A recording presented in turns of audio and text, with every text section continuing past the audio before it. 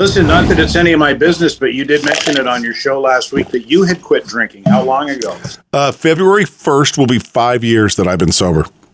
Wow, I'm coming up on 20. Well, I'm at about 23 and a half. Wow, that's awesome. I could really use a drink. Yeah, I am wound up so tight you couldn't pull a pin out of my ass with a tractor.